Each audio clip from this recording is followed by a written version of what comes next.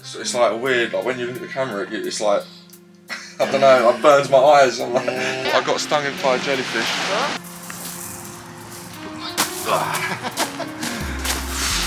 Get on the tube and then you've forgotten everything you knew about being down in Brighton, so it's good for me to just stay here and, yeah, stay a bit more chilled. Can't just sit down all the time. About tea, I think I'd just be like a car with no petrol. I run on tea. Tell me about the studio. So I've been in this studio now for 1.5 years. I was in like a much smaller space up in the Elm Grove area of Brighton before, but then I got the opportunity to come here and it was a bit of a no-brainer because it was a bigger space and I've got mates here that have studios in the same building and there's just a bit more going on, and it's not as... The main benefit of being here now is before I was really just like in the studio on my own, hardly had any real life human interactions at all. Yeah. Whereas now at least there's a few other people here and some other stuff going on, so you can do a bit of work and then have a cup of tea and like see another human being and have a chat, and that makes it it just makes it better, to be honest, because you start going a bit crazy when you're just in the studio for 10 hours straight without talking to another person. Oh, massively, yeah. Massively. We've got above me we've got Mr. Slips, who's a hip hop producer on High Focus, and then down in one of the other rooms we've got Bay 29, who's also doing hip hop, and he's recently done some stuff with High Focus too. And then we've got like the t-shirt printing business and stuff here as well. Yeah. That Nikki runs. So yeah, lots of stuff going on, and it all sort of comes together sometimes, and like everyone can help each other out with ideas and stuff. So I love that. That's a proper creative community. Yeah.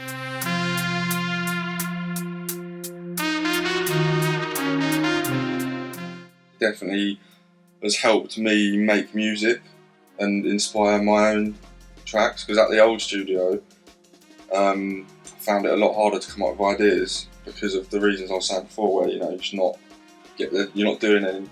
This being in the studio doesn't really inspire you. It's all of the other lot of things you do in life and other interactions that sort of give you your ideas.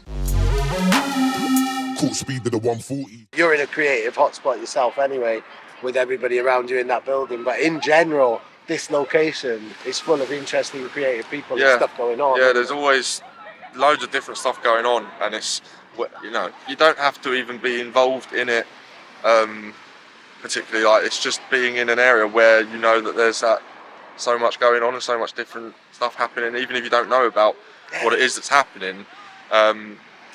It's just a good environment to be in when you're doing something creative. Yeah, definitely. Almost like a subconscious influence. Yeah, it's like there's something in the air.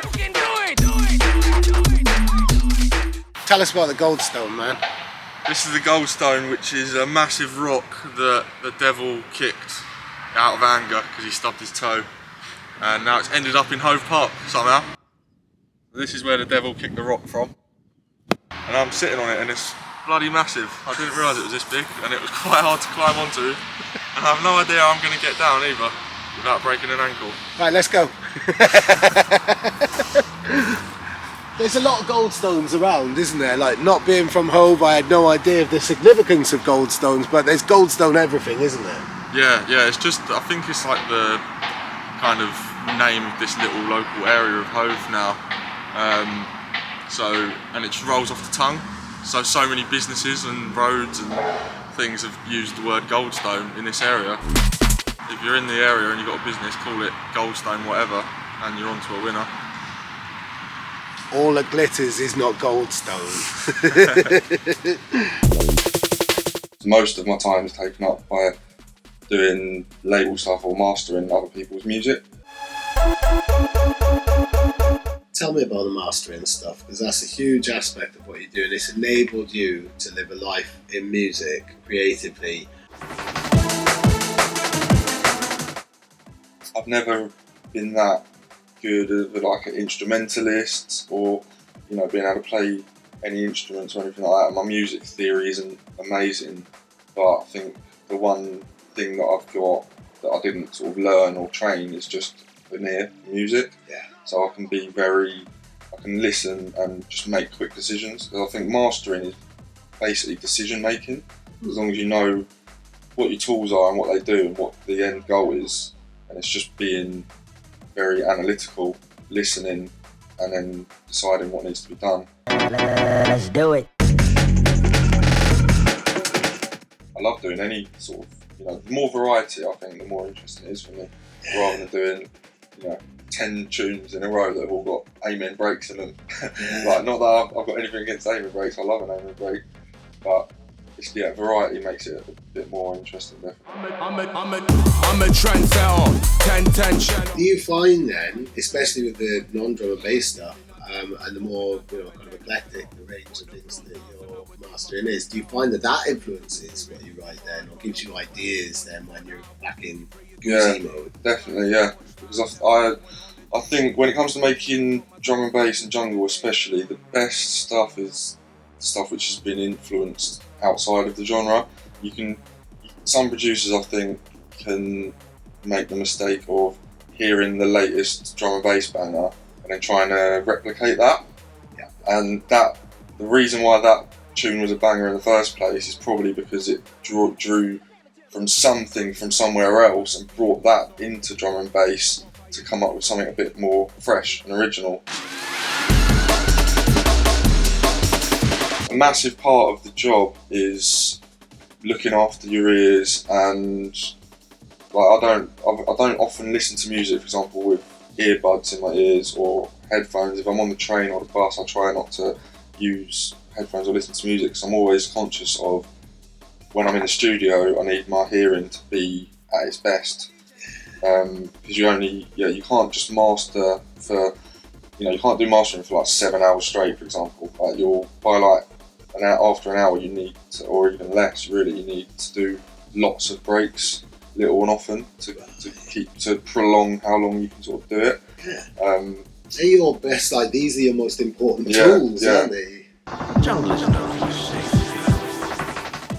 So that's another discipline then, when you're doing your work, the mastering work, and your creative work in the same creative space. Yeah. It's giving yourself time.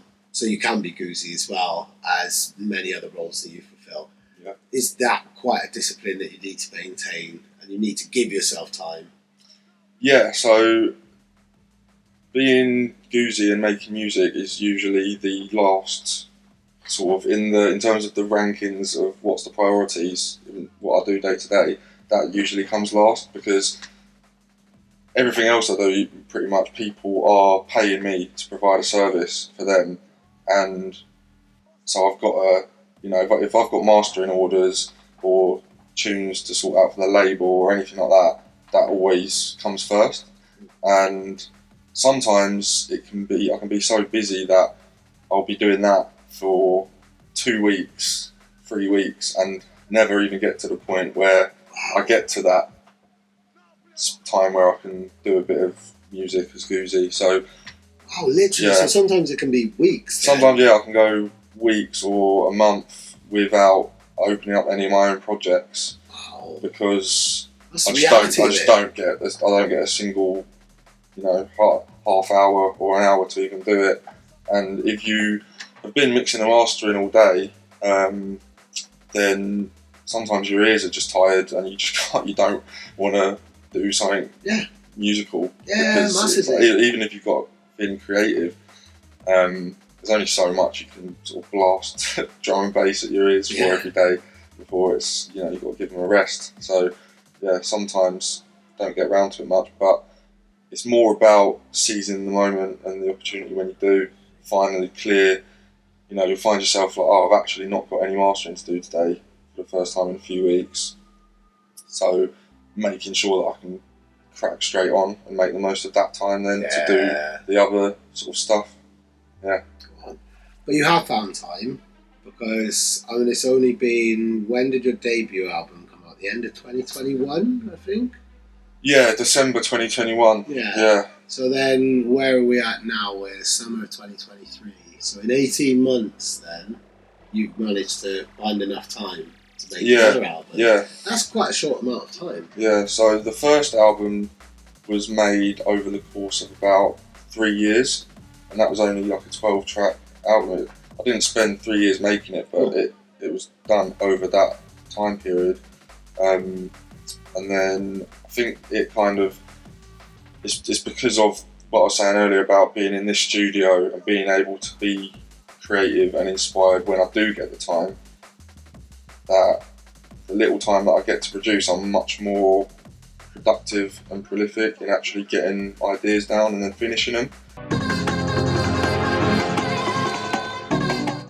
Big up the area. Live in a lush place. Yeah, literally having this down the road is amazing for, you know, getting a bit of a reset, getting some fresh air, get occasionally, maybe once or twice a year, get in the sea when it's really, really hot.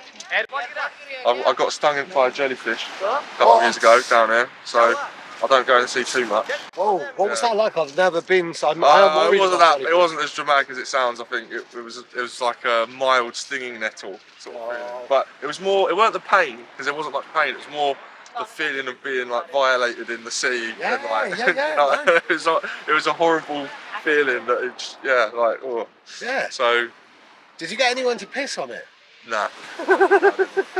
Luckily, it wasn't that bad. But that is the thing. I think if you get stung by a serious, like, you know, a species that hurts, then yeah, you're gonna have to piss on it. Does it has to be someone else that does it? I guess you could piss on it yourself if it do, was on your yeah. leg. This is not where the interview would go. But luckily, didn't have to do that. Did you always know that albums would be a strong part of your output? Were they always like, you know, ambitious goals that you set yourself? I don't think they were really. No, I just did the first one because I just sort of, I don't know, I just can't even explain why I did it. To be honest, I just thought it'd be a good thing to do, is just a body of work to look back on, I guess. And then I kind of just enjoyed that and like putting that together, and the challenge of building sort of something a bit bigger than just, you know, 2 to 4 rave tracks kind of thing as an EP, and just doing that every couple of months. Brilliant. There's the old cliche of a difficult second album. How much does that ring true for you? I think it doesn't ring true at all for me, to be fair. I think the second album was like 10 times easier for me than the first album. Come on. Yeah, the first album felt like a real slog to complete it and finish it and be happy with it.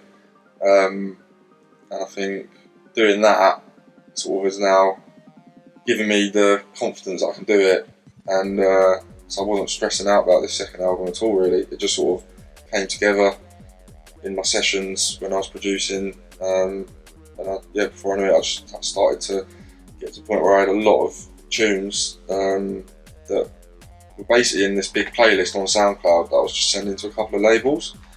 So it wasn't even really an album until maybe 6 months ago, and then I sent Dylan from Music like probably 25 or 30 tunes in this private playlist, and just said, you know, like, what do you reckon, kind of thing.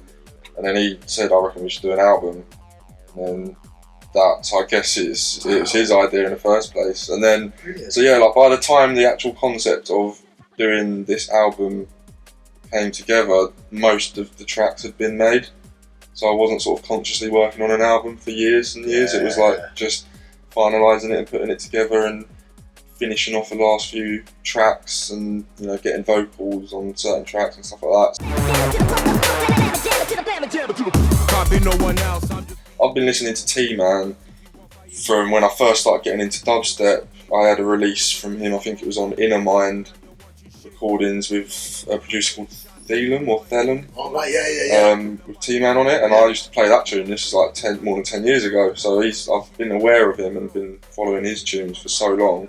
Never sort of had any personal dealings with him or met him, but just been a fan. So to get him on the album was wicked, and he's done a really good job. I really like the vocal he did. And then with the Killer P one that Music sorted out, I had made a different instrumental to what is now under the vocal, and then we got the vocals back, and then I just thought like I should try and make a completely different beat from scratch to the vocal, rather than just putting the vocal on a beat that weren't kind of necessarily made together. Like a cut and shut, and then sometimes you can really feel that it's just like, right, that's a featured vocalist instead of more of an organic collaboration. So once I got the vocal, I started that from scratch and built the beat with like around the vocal to try and really make like it a proper grind kind of track. So I'm really happy with how that one turned out as well, and it sounds much better with the new beat compared to the original one. And we know you're a deceiver for truth. You see, we don't hear that. His first album was multi-genre as well. You teased at the fact that there were more sides to Guzi than drum and bass. But on this album now, this is like an all-out love letter to all forms of bass music, really, isn't it? Yeah, and I think it's just taken me this long to get to a point where I'm confident enough to just be like, I'm doing what I want. And because like sometimes people give you advice when you're coming up, like, oh, you need to just focus on one sound, like, you know, and a lot of people do that, and it works for a lot of people, and maybe I would be more successful if I had done that, but doesn't really do it for me. Like, I wouldn't want to just jump up drum and bass, or just jungle, or just liquid, because I like all of it. So I think what Guzi is all about as a sort of brand is that melting pot of all the music that I love, and it's just any sort of style of sort of breakbeat, heavy dance music with heavy bass in it, really. So it's just getting to the point where I got to confident enough to ignore that advice of like, oh, you know, do just one subgenre and focus on that, because I didn't want to do that. I wanted to do as much as possible. So that's now come across in this album. Now play back, tune again. This is a kind of melting down the generations thing as well, really, isn't it? Like joining, we've now got 30 years of rave music that we can tap into and be inspired by and mix and enjoy and rave to. And you're right in the centre of that kind of multi-generational, multi-genre whirlwind of inspirations. Yeah, I love the vibe from the 90s. Like, so I was born in the 90s, so I wasn't raving then. But I've listened to sort of recordings from the old raves for a long time, and it's similar to that vibe that was on the video games when I was younger. You know, there's like a certain, doesn't matter whether it's drum and bass or another genre, but there's just a certain sound from that era that I just love from the electronic music from back then. So for me, it's just trying to update that a little bit with the modern sort of production standard, but I love that vibe, so it's bringing that into the present day. What do you want the main takeaway to be for listeners from this album? If there's one thing they take away from listening to it, what should it be? It should be, I guess the main ethos of it is my overall sort of goal to make electronic dance music in the UK sort of style more of a melting pot, and to not just be so genre divided, you know, and all like not even genre but sub-genre divided. That's what I want to promote and push. So hopefully I can inspire more people to do multi-genre releases, or to make a different genre themselves, or to do a multi-genre DJ mix, or just to listen to, you know, maybe a drum and bass fan might check the album and then realise that they love stuff at 150 or 160, and then go down that rabbit hole and discover more stuff. So hopefully it will just get different people hearing different styles than what they're used to. Brilliant. And that will all lend itself to my kind of aim for what I want the scene to become. You come from London, you've chosen to move here. What other aspects of it about the area was it that kept you here? I think one of the main things was just that people being a bit happier and more friendly, and like not, you know, in London everyone thinks that they're the most important thing at that time, and everyone's really, the stress levels are higher, everyone's in a rush to get everywhere all the time, and no one ever really just stops to chill or anything and like have a conversation. So when I first moved down to Brighton and Hove, I was sort of taken aback by little things like, you know, you go into a shop and the person would say how are you. And where I grew up, like that sort of thing wasn't so common. Like people just sort of go about their day, and no one really talks to. You don't talk to strangers or anything. So that was like a completely new concept to me. That people that just are in the same area would like say hello to each other, have a chat, or just get on a bit better. So that sort of that's not necessarily. I don't add to that because I've come from London, but I like that. You want to bring people through, pass on your advice, and that's really important to you as well, isn't it? Yeah. I think that's just something that I really enjoy doing. I feel it sounds like a selfish reason, but I just do find it very satisfying to see, even if I've played a small part in someone's journey, to then see them to go on to do good things is just like very rewarding for me. All right. Bad boys, let me know. Like everyone on GZ Audio and Section 63 recordings, they know who they are, and they wouldn't be releasing on the label if their music didn't excite me and get me going. Because that's one of my criteria for signing music is I'll listen to it, do I like it, and do I think it would work in a rave, or it's just a nice tune to listen to. Go on, and if it is, then that's basically the only question I ask myself. Yeah. So anyone who's ever released or is due to release on one of my labels, that's the stuff that I love, basically. And then you're not focusing on hype, you're not focusing on numbers, you're not focusing on any of these commercial distractions, which are often dead ends anyway. Yeah, I don't You're literally going for the soul and the passion. Yeah, I don't look at, some bigger labels will look at your numbers on social media or Spotify or anything like that, and that will actually be a factor in their decision.